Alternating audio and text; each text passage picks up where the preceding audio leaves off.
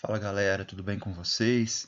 Prazer estar aqui conversando com vocês novamente depois desse período aí de paralisação um pouquinho, né? Espero que logo tudo volte ao normal. Tô com saudade das nossas conversas na sexta-feira juntos aí, mas tô colocando esse sentido de aula aqui gravado que eu acho mais simples para vocês acessarem em qualquer momento.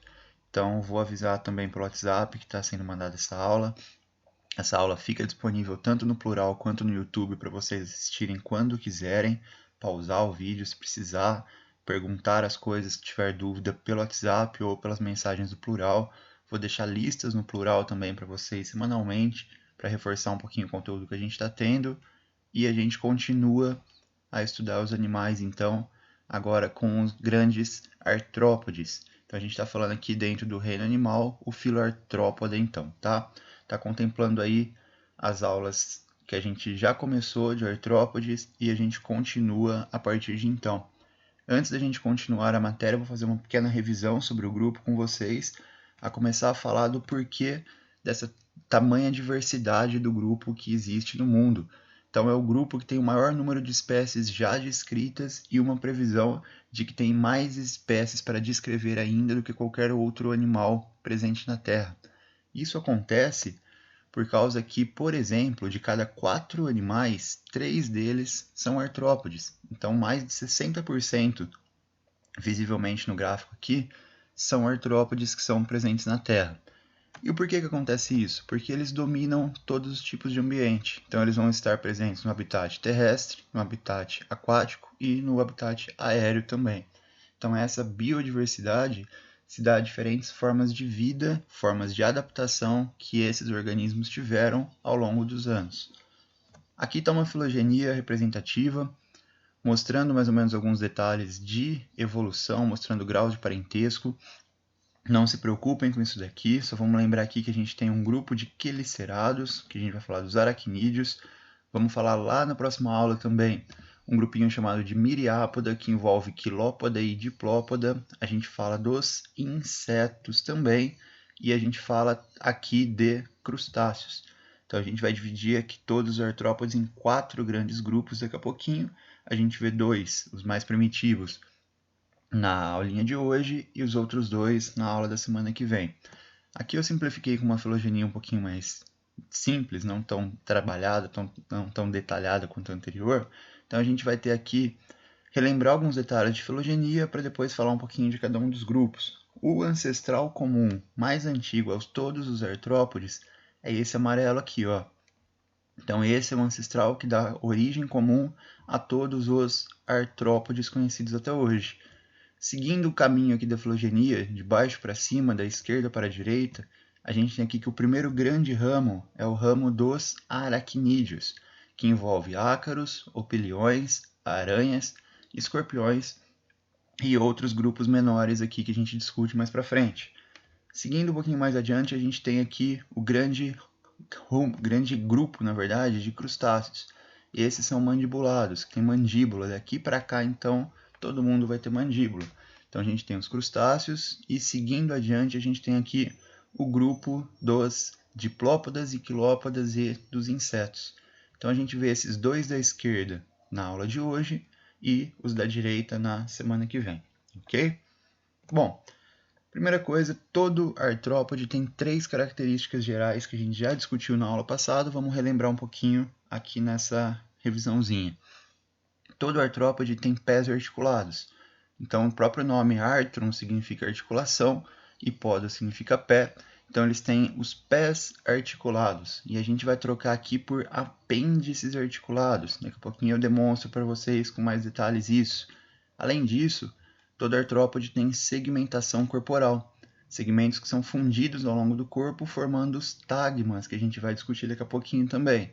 E outro detalhe importante é que todo artrópode tem o exoesqueleto de quitina, aquele esqueleto externo, então, desse polissacarídeo quitina.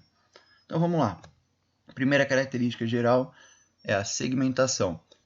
Segmentação ocorre com fusões ou modificações dos segmentos ao longo do corpo. Então, segmentação surge lá em anelídeos e está complementando aqui com o artrópodes até hoje essa evolução dos segmentos. Então, diferente dos anelídeos, que todo segmento era igual, aqui a gente vai ter a fusão de alguns segmentos para formar partes específicas do corpo. Vamos olhar essa imagem aqui, ó. A gente tem aqui, por exemplo, em vermelho, bem claro, a gente tem a região da cabeça. Em amarelo, meio esverdeado, a gente tem a região do tórax. E em azul, a gente tem a região do abdômen. Então, comparem, por exemplo, o abdômen desse crustáceo aqui com o abdômen desse crustáceo aqui. Então, a gente tem já uma diferença de segmentos aqui. Eles são fusionados de maneira diferente. Mas todos os grupos de artrópodes têm esses segmentos fundidos ao longo do corpo. Segunda característica, apêndices articulados. Coloquei aqui para vocês uma foto de microscópio de uma perna de mosca. Então está com um aumento de 40 vezes aqui para ter uma ideia do tamanho dela. E olha aqui o esqueminha do desenho da mesma perna.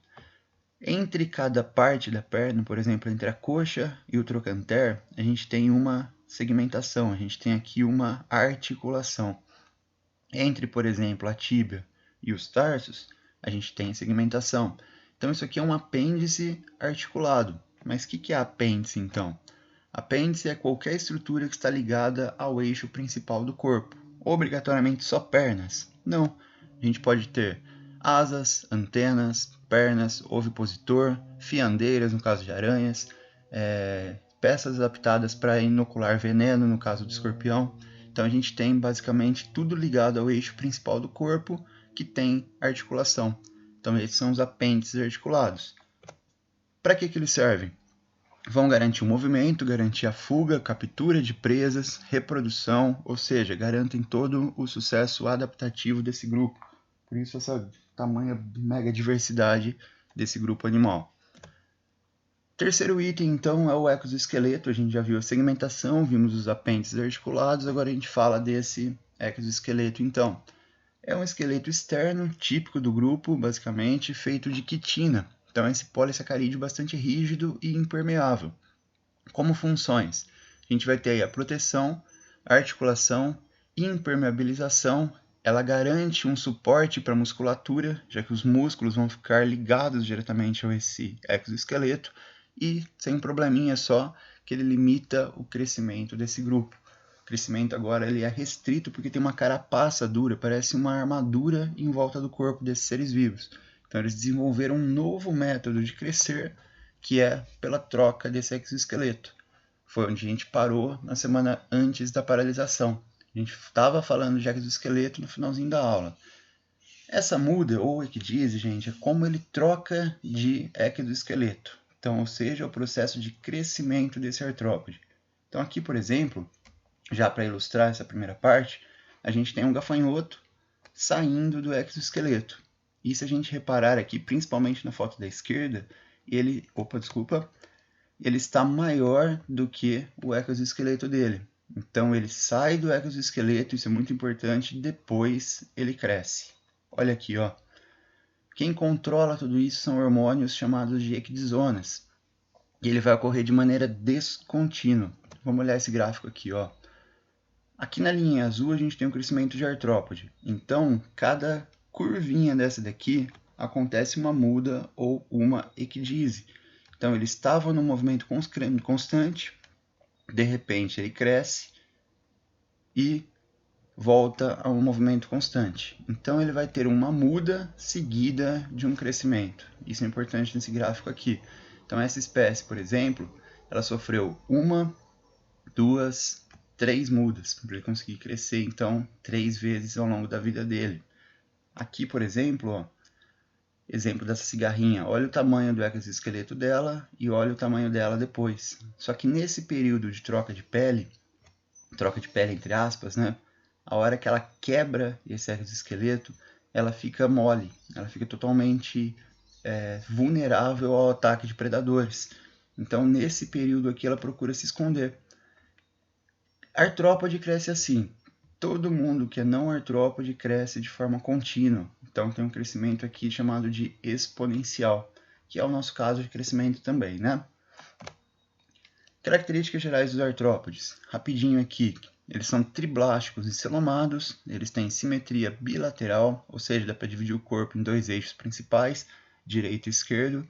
Eles são protostômios, então o blastóporo lá vai dar origem à boca. Sistema digestório completo, respiração branquial, pulmonar e cutâneo, depende aí do ambiente que eles vivem.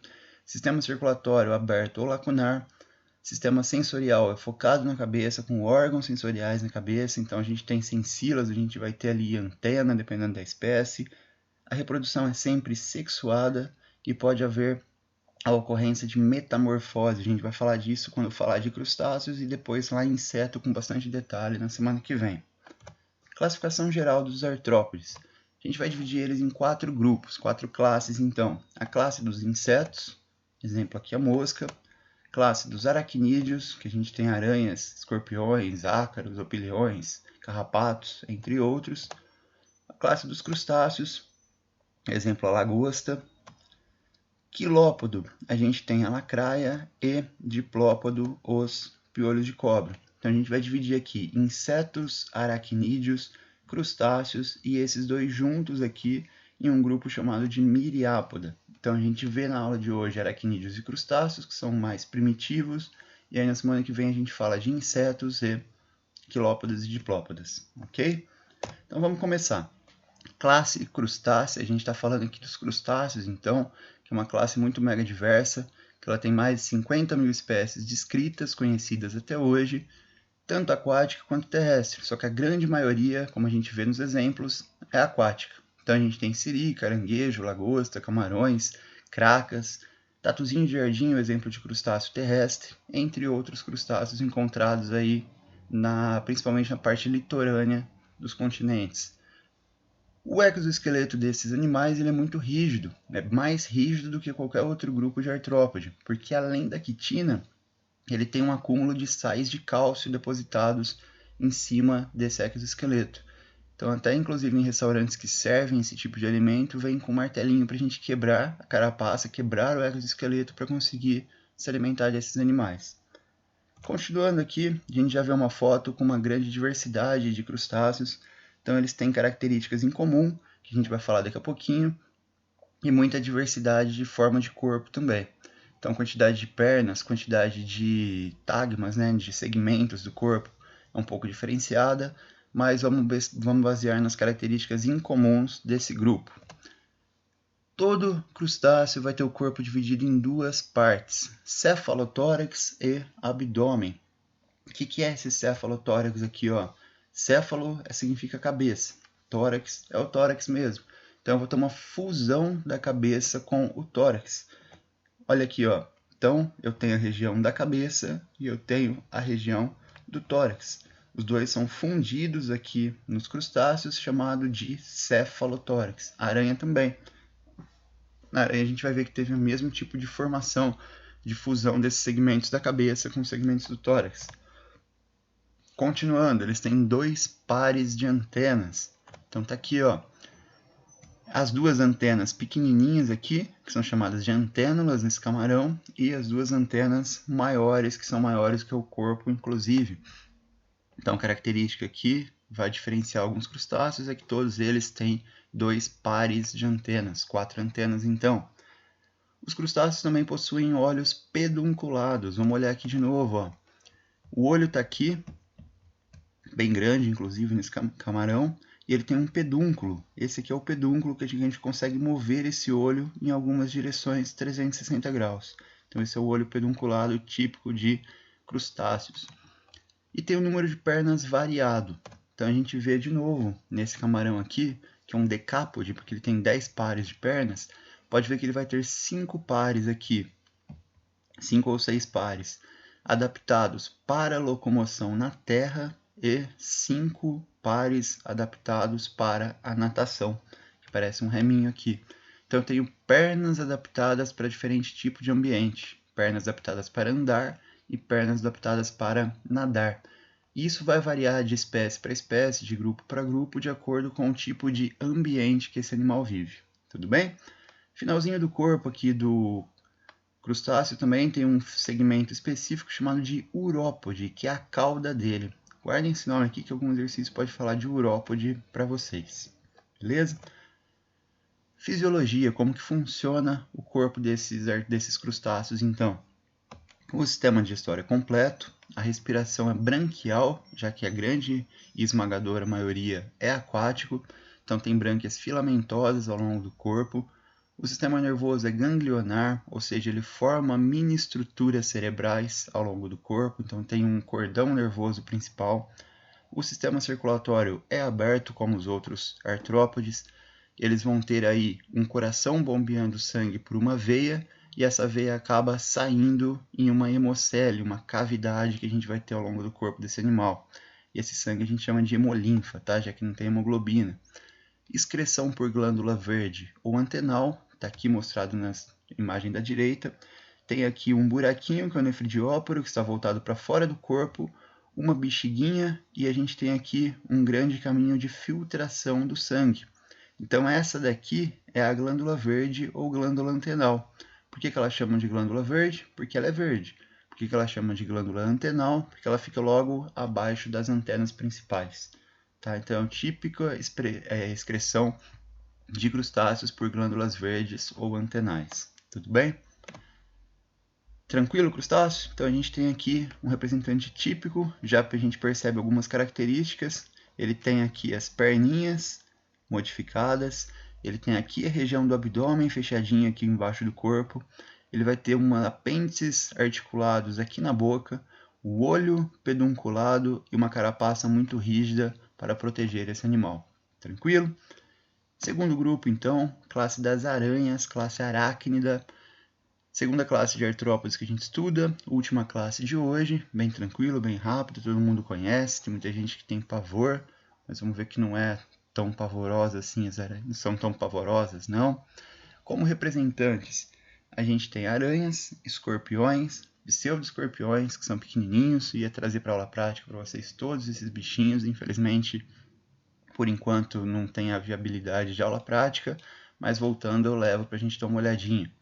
Opiliões, ácaros, carrapatos, entre outros aracnídeos conhecidos, Amblipige, depois quem quiser procurar fotos também, eu vou deixar alguns links depois no plural para vocês, mas todos eles vão pertencer ao subfilo Chelicerato.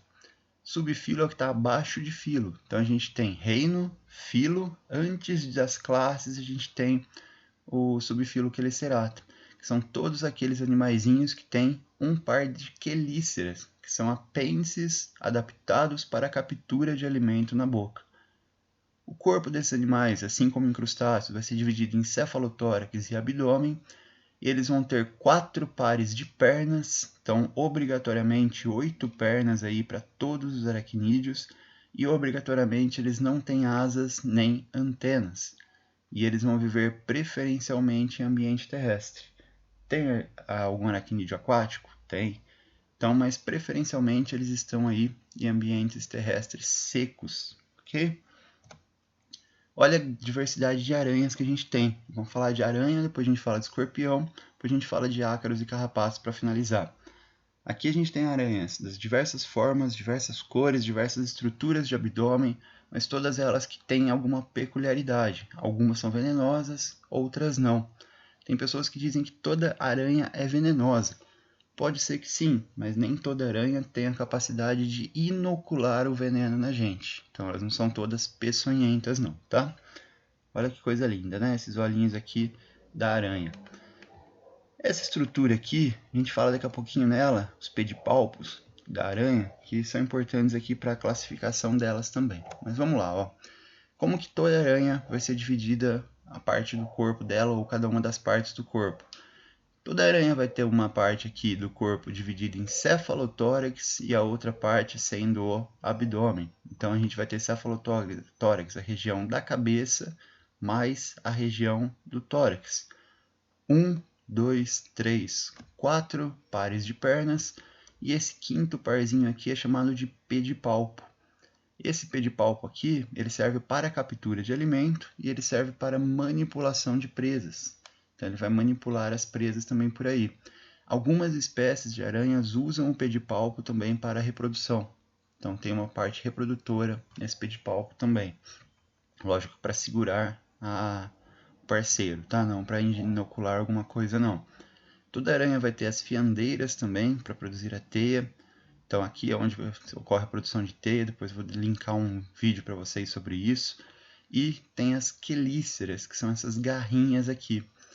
Se as quelíceras elas forem paralelas, desse jeitinho que está aqui, costuma-se dizer que a aranha não é muito perigosa para a gente. Se as quelíceras forem perpendiculares, ou seja, uma se fechar em direção à outra, acredita-se que as aranhas sejam muito mais perigosas. E além disso, ela tem os olhinhos aqui, geralmente pares, tá? 4, 6, 8, 10 olhinhos aqui na parte do cefalotórax.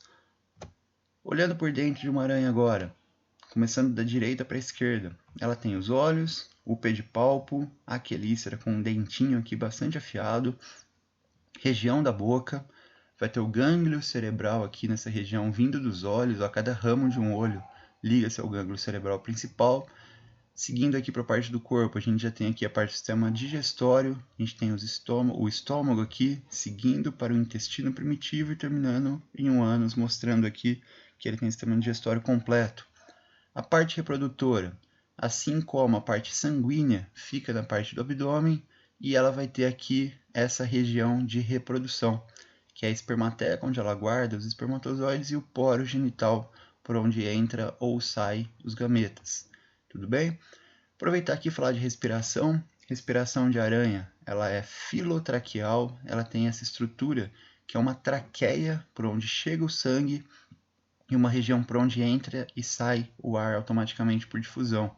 Então a gente vai ter aqui uma estrutura chamada de filotraqueia, mostrando que aranhas têm uma respiração filotraqueal. Apenas saber isso daqui já está bom, tá? Então tá aqui toda a estrutura interna da aranha.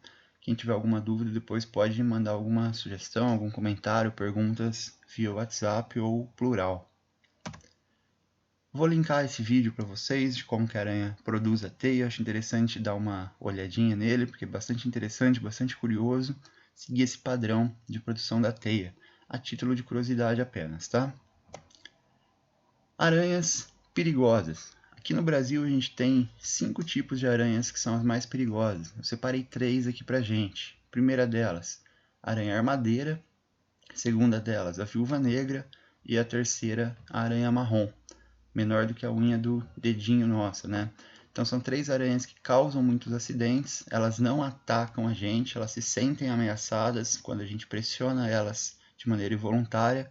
Mas muita gente morre até hoje em dia com esses ataques dessas aranhas. Com esses ataques não, né? Com essas mordidas dessas aranhas aqui. Então a armadeira, a viúva negra e a aranha marrom.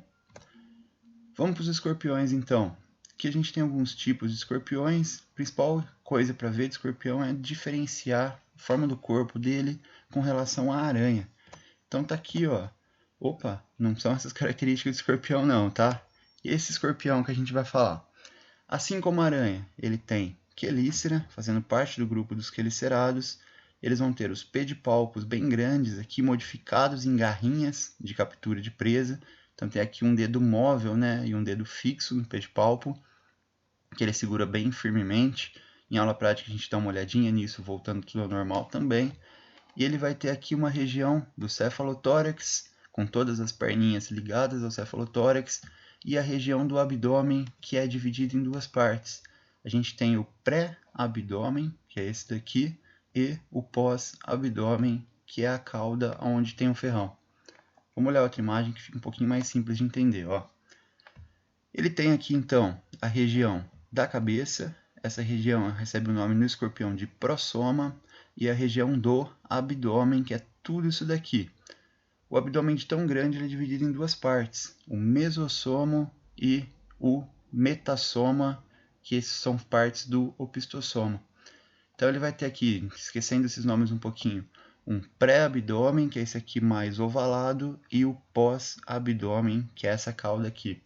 E no final da cauda ele vai ter esse ferrão chamado de telson, que é por onde ele inocula o veneno. Ele torce essa cauda por cima dele e coloca o veneno de forma direta na sua presa ou em algum possível predador quando ele se sente ameaçado. Beleza? Então esse é o escorpião. Diferença da aranha é que o pedipalpo ou palpo ele tem as garrinhas para a captura da presa e o abdômen ele é dividido em pré-abdômen e pós-abdômen. Para terminar, Grupo dos ácaros e carrapatos, eles vão ter o corpo não segmentado, a gente pode perceber aqui ó, que ele tem uma região da cabeça apenas e tem o corpo todo, depois sem segmentos, e eles podem ser de vida livre ou parasitas. Então a gente tem os ácaros vivendo aqui de forma de vida livre, lógico, se aproveitando de nossos restos aí na cama, no colchão, no travesseiro, entre outros ambientes, e o carrapato que ele é um tipo de ectoparasita animal, não só humano, mas de diversos animais também, né? Causando algumas doenças bacterianas, entre outras coisas que ele pode causar para o ser humano e para outros tipos de animais, beleza? Bom, galera, semana que vem tem mais. Então, semana que vem a gente fala de insetos e a gente fala dos quilópodas e diplópodas. Por enquanto, não tem lista, vou deixar para vocês apenas alguns vídeos para a gente ir acompanhando essa parte aí de complementação. Na semana que vem a gente faz os exercícios do capítulo, mostrando já toda a parte de artrópodes, e eu deixo listas do plural para vocês também na semana que vem. Feito? Então espero que tenha gostado, obrigado. Vamos manter a calma que logo tudo volta ao normal. Se protejam, usem álcool gel, lavem bem a mão com sabão e tudo dá certo, hein? Até mais, um abraço, tchau, tchau.